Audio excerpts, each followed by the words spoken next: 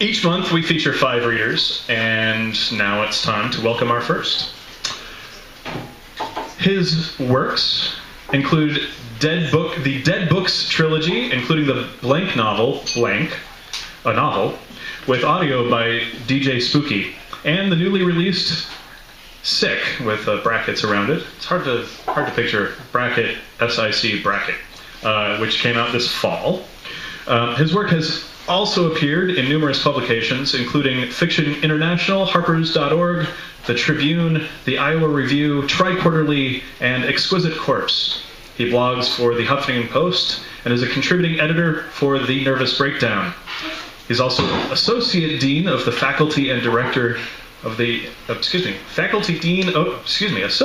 Dean of the Faculty and Director of the Center for Chicago Programs at Lake Forest College. And he directs Lake Forest College Press /& Now Books.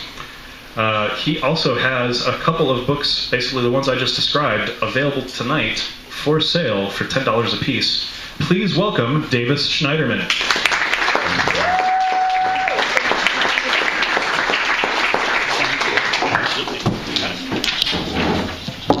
I'm short, so I'll let you do that. Thanks for having me. So I'm going to read one short piece and one longer piece. This is from my newly released novel, Sick, S-I-C, which is completely plagiarized. This is the first 30 tweets from Twitter, ever, the first 30 tweets, by Davis Schneiderman. Just setting up my Twitter, retweet at Noah. Just setting up my Twitter, retweet at Crystal. Just setting up my Twitter.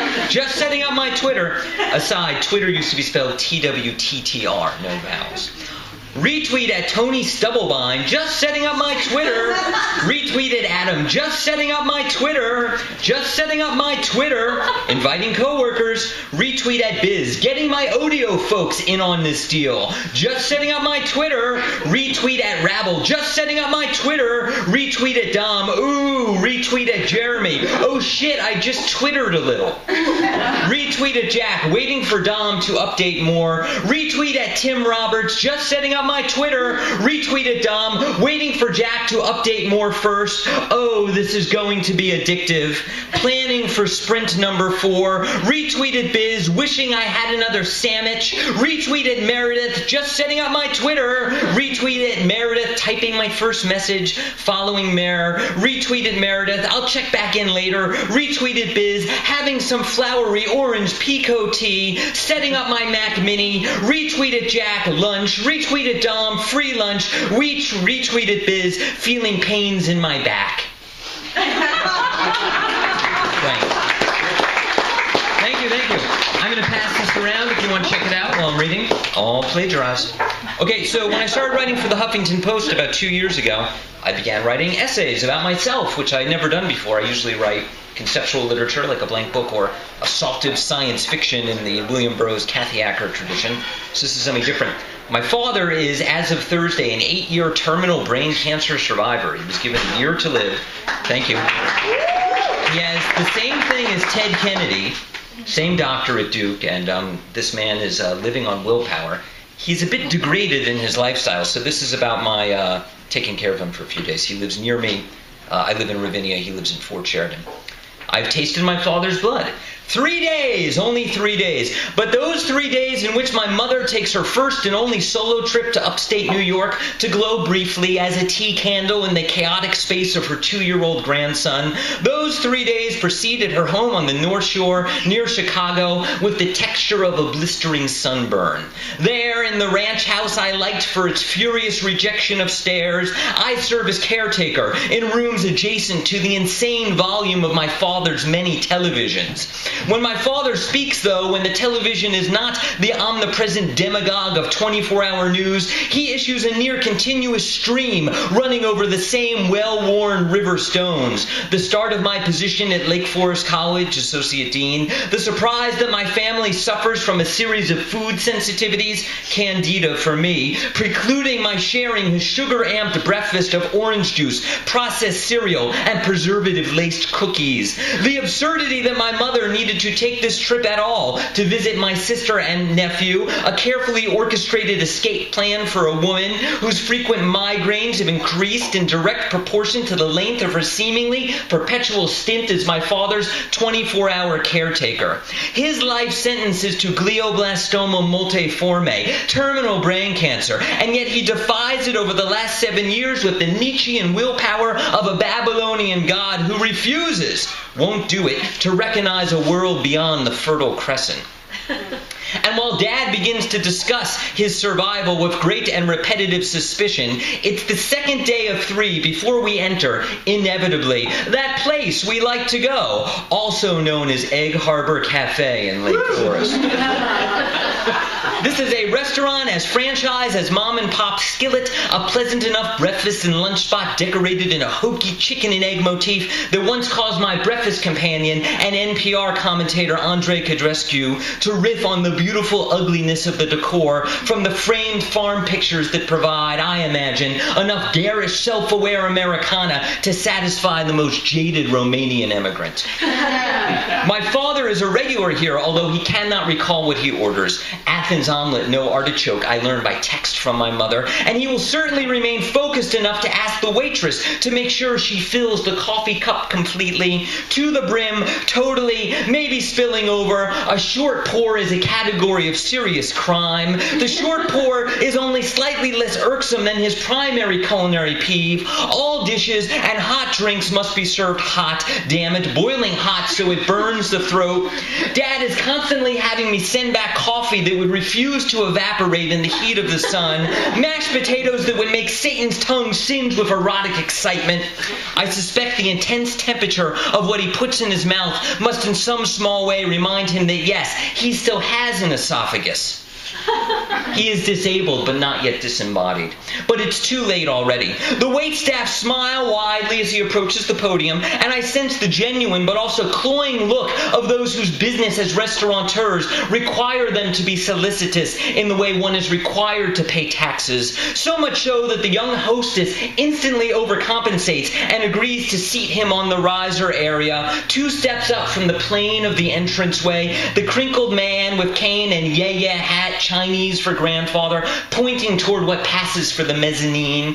Before I can reach him to protest, before I can signal the hostess with the jerk of my left eye that I have perfected as a one-way signaling mechanism, he has brain cancer. Before Dad reaches toward an unsteady table on the riser, and before the table jostles under his weight, and before the pitcher of water explodes in a thunderclap all over his legs, the floor, my legs, and before I fail to keep him from tumbling to the ground in a heap gazed upon by the entire restaurant, it is already too late. I quickly look around instinctively, searching for my colleagues and hating myself for doing so. We are 3 blocks from Lake Forest College, and 4 of my co-workers will enter within 5 minutes. For the moment, though, the eyes fixed on him in a slow-motion shot worthy of the worst American television moments, the Hail Mary, the bullet at close range, are those of strangers, sympathetic fellow coffee drinkers in this upper-middle-class hall of eggs and nitrate-laden bacon, and they stare at us, at him, as one might view the slow-motion atrophy of a leopard's body on a television documentary.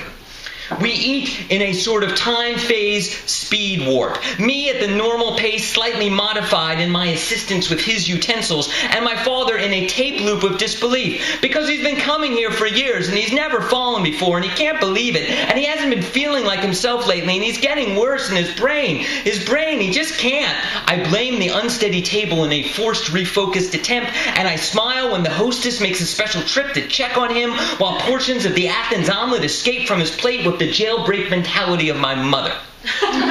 He eats slowly, since each point must be punctuated by as long aphasic monologues in search of language and understanding. My brain, shit, these begin with and end. He grabs 2 forks, one that he thinks is a knife. I help. He holds the knife upside down and cuts his omelet into a mess of egg pieces. My coffee is cold now. So cold, but I don't care. I don't want it to be hot. I can't stand anything hot, even though I am in my body, this body, for I am the caretaker, and if there was a me once before, that person is slowly going away. While Dad finishes, I pay, and the owner asks me if he's had a stroke. I explain. Brain cancer. He's lucky to be alive. You should have seen him once before. He went away one day, and he never came back. When we get to the car, I help him into the passenger seat, concerned that his frequent unsteadiness might find an arm caught in the door, or that he might repeat his idiosyncratic method of getting into a lounge chair, cluelessly dropping his rear onto the seat arm, his body facing toward the side, and then shimmying into the seat as me or my mother or both of us speak loud instructions while gently lifting his uncooperative lower half. "Your legs, Dad! Move your legs!" And now it's the same. "Move your legs, Dad. I want to shut the car door." What's this? Was the floor covered with jelly? It's all over his pants and shit. We've only got 20 minutes to get to my daughter Callista's performance in Peter Pan. A 10-minute mess of 5-year-olds moving under the voice of the over-narrating adult. And so I make a bad decision. My finger shoots into my mouth after rubbing it on his pant leg. And it's not jelly. It's blood! Shit, it's blood, and I've tasted his blood. Cancer fucking blood, brain cancer blood, and my God, I've got to get it out of my mouth before it absorbs into my bloodstream. And how much cancer is in his blood anyway? And how much ingestion would it take for me to get cancer? Not how much, but when, and how soon. Not now, of course, that's stupid. But in years, decades, whatever. I'll wake up one day and never be me again, and never wake up, and I'll never come back, and I'll have forgotten that this is the reason.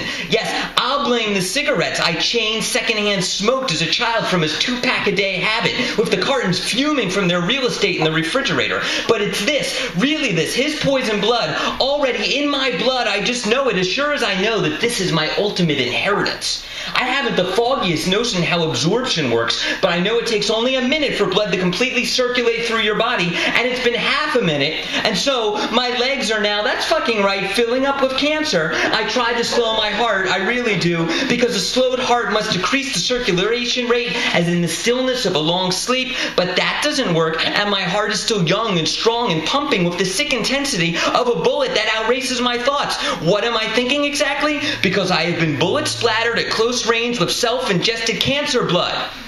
These immortal cells will kill me, take me from my children and my wife, from my life, and turn me into this walking, suffering, pill-popping mass of fulminating willpower whose body, in my own sweet time, will stumble and fall and bleed.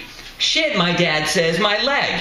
It's the scab, I realize. The scab under his pants. Dark like a black beetle scarab to which I had been dutifully applying Vaseline each day. The immune system of the cancer patient refuses to clot blood like a petulant child, and when it does, grudgingly, it turns the remains black and charred and ashen and keeps it there in a sack. A bulbous mass of gurgling tissue that pops, it seems, in an explosion of not jelly at the first opportunity.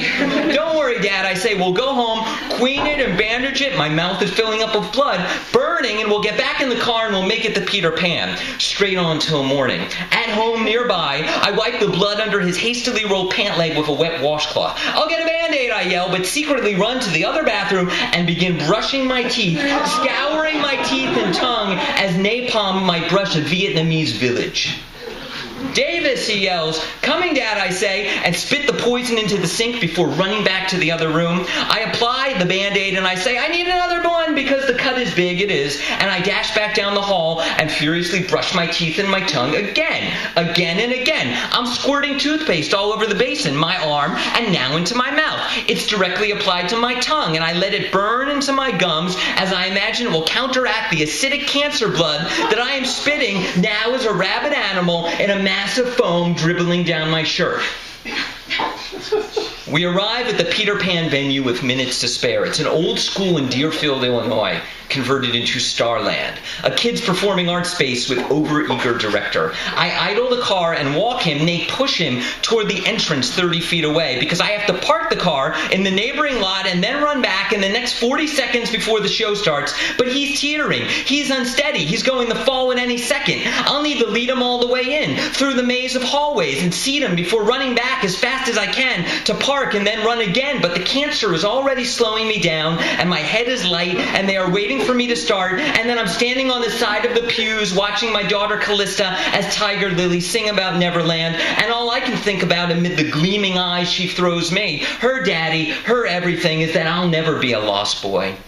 I won't stay this person who lifts her as the curtain comes down and twirls her in the air and kisses her cheeks and uses my body, my strong arms to hold her and take care of her until old age takes me quietly, peacefully in the middle of a warm spring night.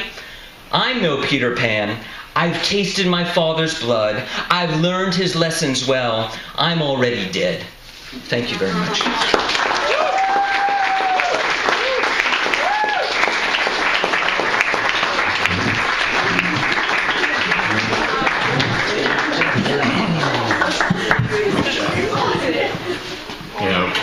Setting the bar pretty high there, Mr. Schneiderman.